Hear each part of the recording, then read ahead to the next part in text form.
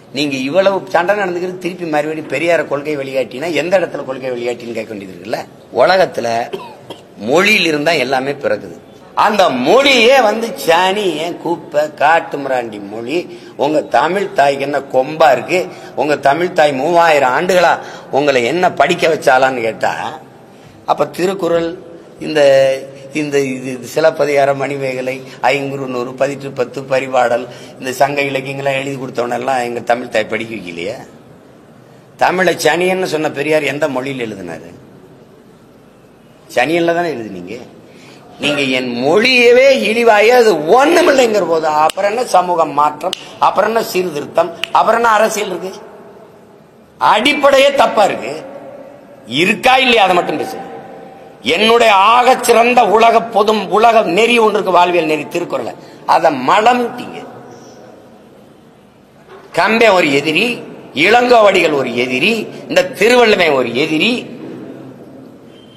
என்னுடைய எல்லாத்தையுமே குப்பைன்ட்டு அப்புறம் என்ன நீங்க சமூக சீர்திருத்தம், மாறுதல், எனக்கு நல்லது சொல்றது?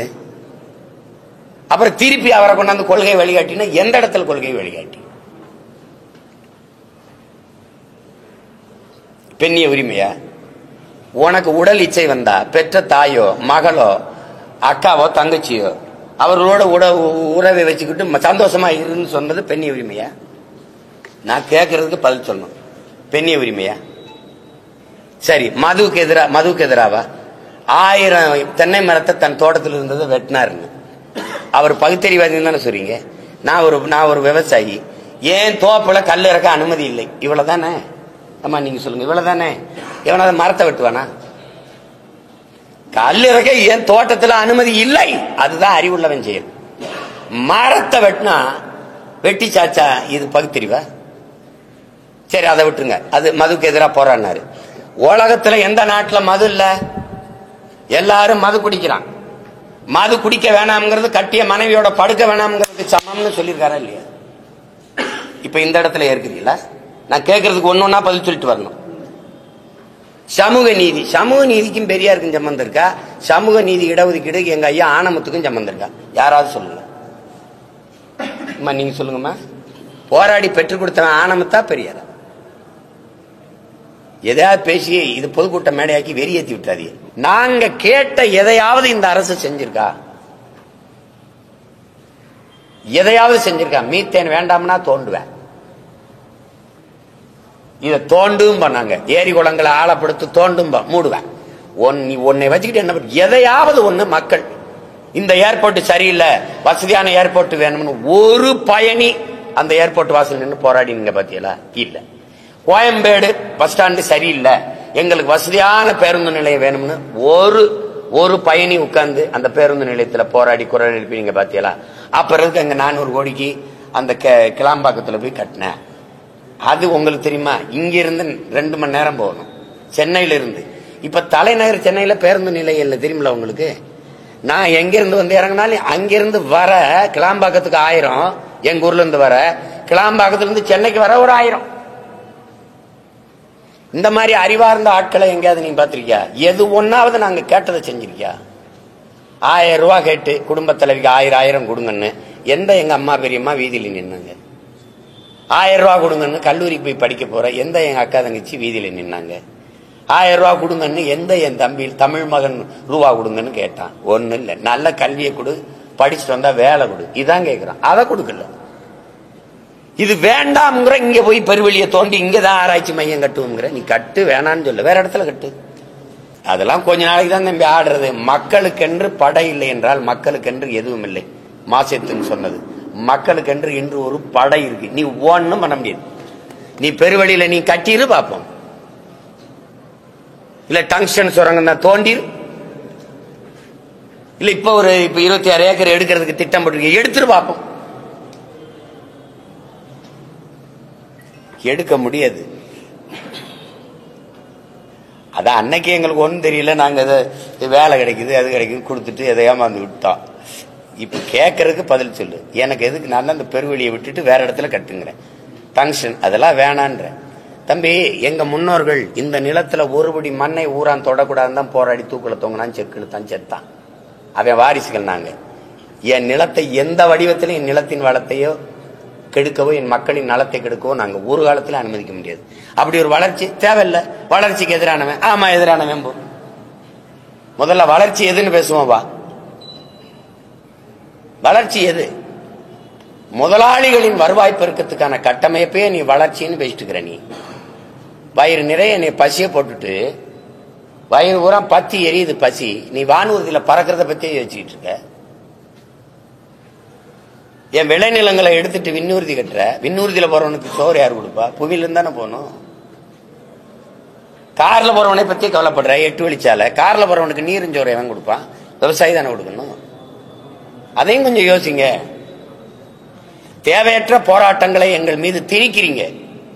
போராடுற எங்களை சமூக விரோதிகள், நகர்ப்புற நக்சல்கள், பாசிஸ்டுகள், செப்பரேட்டிஸ்டுகள் இதெல்லாம் குற்றச்சாட்டுகள் வச்சு வழக்கு போடுறீங்க. இந்த பெருவெளிக்கு எங்க மூதாதை வள்ளுவ பெருமானார் இருக்கும்போது இடம் கொடுத்த மேல நீ வழக்கு போட்டிருக்க 20 பேர் மேல. இதெல்லாம் கொடுமை இல்லையா? இதுதான் அரசு ஆக்கிரமிப்புங்கிறது. நீ புதுசா எனக்கு இடம் தரல, இருந்த இடத்த நீ எதுக்கு ஆக்கிரமிக்கிற? எங்க ஊர்ல குழாடி சண்டை, தெருச்சண்டை எல்லாம் பாத்திருக்கீங்களா? எப்படி போடுவாங்கன்னு நான் சொல்றேன் பாருங்க. நான் திண்ணையில் உட்காந்து படிச்சுக்கிட்டு இருக்கேம்மா. இந்த எழுத்து விட்டு அத்தையும் இந்த வீட்டு அத்தையும் சண்டை போடுவா. அடியே வாங்கி குடிச்ச சிரிக்கி எந்த வருஷம் இல்லாம இந்த வருஷம் 4 காணி விளைஞ்சிட்டு தாண்டி உனக்கு இப்படி எடுத்துக்கிட்டு அடிக்குதுன்னு இந்த அத்தை பேசுவா. இவ கேட்டியலா கதைய? நான் தான் சட்டி ஏந்திக்கிட்டு சம்மணத்தை போட்டு வீட்டு வாசல் உட்காந்துருக்கேனா, சம்பா விளைஞ்சு சாஞ்ச இடக்கு உம்பார் இல்லாம ஊர்க்குறியுதுங்குது. இவ வீட்டுல நான் போய் சட்டி ஏந்திக்கிட்டு நிக்கிறேன், இவ என்ன வார்த்தை பேசுறா பாத்துங்க. அப்படி சண்டை போடுவாங்க. எது அருமையா இருக்கடான்னு. இந்த தெருச்சண்டை தான் டிஎம்கே ஏடிஎம்கே 60 ஆண்டுகளா போடுது. இது அண்ணா பல்கலைக்கழக மாணவிங்க, நீ பொள்ளாச்சி பாலியல் வன்கொடுமைங்க, நீ இந்த ஸ்டெர்லைட் கொலை, நீ இந்த பார் குடநாடு கொலைங்க. என்ன நாங்க இந்த குரங்கு அப்பம் பிரிச்ச கதை தான். இங்கிட்டு இப்படி பார்த்துட்டே இருக்க வேண்டியதான். நாங்க இந்த வேடிக்கை எத்தனை காலத்து பாக்குறது? அந்த எம்எல்ஏ பெறுவதற்கான கூட்டணியை நீங்க அமைப்பீங்களா? இல்ல ஏதாவது ஒரு கூட்டணி வைக்க? ஆனா இது வரைக்கும் உங்க வாயிலிருந்து நாங்க ஒரு கூட்டணியில் சேர போறோம்னு சொல்லல. ஆனா உங்க தலைமையில் ஏதாவது ஒரு கூட்டணி சேர போறது இல்ல, நல்ல சேர போறது இல்லன்னு சொல்லல. இல்ல இப்ப நீங்க நான் சொல்றேன்ல, இப்ப ஜெயிச்சு எத்தனை பேர் உள்ள இருக்காங்க? இப்போ அது எதிர்கட்சி ஆளுங்கட்சி 2 பேர். யாரையாவது ஒருத்தரை எங்க எடுக்க சொல்லு பாப்போம், எங்க அதை வெட்டிற சொல்லு பாப்போம், இது கட்டிற சொல்லு பாப்போம்னு சொல்லுங்க பாப்போம். முடியல. அப்ப சொல்றதுக்கு ஒருத்தன் வேணும்ல, ஒரு வீரன் வேணும்ல. பிரபாகரன் மகன் ஒருத்தனால தான் செய்ய முடியும். தொடரா பார்ப்போம் அப்படின்னு. ஏன்னா இவங்க எல்லாம் இந்த கூட்டணின்னு போனவன அவன் உட்கார வச்சு குறவழி பிடிச்சுக்கிறான். யாரு திராவிட திருடர்கள் கையெழுத்த போட்டு டங்ஷன் எடுத்துக்க, மீத்தேன் எடுத்துக்க, ஈத்தேன் எடுத்துக்க கையெழுத்து போட்டவன்லாம் கூட ஒத்த சீட்டு 2 சீட்டை கொடுத்து முடிச்சுக்கிறான். கூட கூட்டணியிலிருந்து ஜெயிச்சு உள்ள போனாங்கல்ல, கூட்டணியிலிருந்து ஜெயிச்சு உள்ள போனாங்கல்ல, எது ஒன்றுக்கு குரல் கொடுக்க முடியும்? அண்ணா பல்கலைக்கழக மாணவிக்கு பாலியல் துன்புறுத்தலுக்கே பேச முடியும்.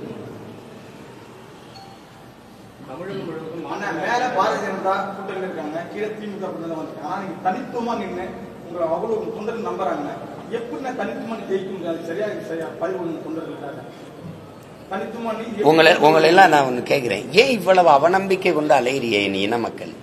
இந்தியாவிலே பெரிய கூட்டணி வச்சிருக்கிற ஒரு கட்சி நான் தான். நீங்க என்னை ஆழ்ந்து கவனிங்க. என்ன திமிர்ல நிக்கிறானா, என்னையை பெற்றவர்கள், என் உடன் பிறந்தார்கள், என் இன சொந்தங்கள் என்னை கைவிட்டு விட மாட்டார்கள் நம்பிக்கை தான். நீங்க இங்க பாருங்க, தான் பிறந்த இனத்தோடு இணைந்து களத்துல, தேர்தல் களத்துல நிக்கிறவன் எந்த கூட்டணியும் பற்றி கவலைப்பட மாட்டான். 8 கோடி மக்களோடு சேர்ந்து அந்த மக்களிடமிருந்து மக்களுக்காக வந்த ஒரு மகன், அந்த மக்களை முழுமையாக நம்பி நேசித்து களத்தில் நிற்கிற ஒரே அரசியல் கட்சி நாங்க தான். நான் எதுக்கு இந்த கட்சி நான் தலைவர்களை நம்பி வராங்களே. தமிழர்களை தமிழ் தலைமுறை தம்பி தங்கையில நம்பி வந்தவனா. தலைவர்களை இயக்கங்களை இணைக்க இல்ல, தமிழர்களை இணைக்க வந்த இயக்கம். நான் எதுக்கு போய் இவங்களோட போய் சேரணும்? இப்ப நான் ஒரு கூட்டணி வச்சாதான் எனக்கு ஓட்டு போடுவேன்னு சொன்ன மக்கள் யாரு? அரவிந்த் கெஜ்ரிவால் தனிச்சு நின்று பஞ்சாப்லயும் டெல்லியிலும் ஜெயிக்க முடியும், சீமான் ஜெயிக்க முடியாது. இது ஏன் இதையே சொல்லிட்டு இருக்கீங்க? முடியாதுன்னு நீங்க சொல்றீங்க இல்லையா? அதனாலேயே நான் நிகழ்த்தி காட்டணும்னு நினைக்கிறேன், முடியும்னு சாதிச்சு காட்டணும்னு நினைக்கிறேன். நீங்க இன்னைக்கு இல்ல நாளைக்கு இல்ல, ஒரு நாள் நீங்க செஞ்சுட்டீங்க அப்படின்னு சொல்ற காலத்தை நான் உருவாக்கலன்னா பாருங்க.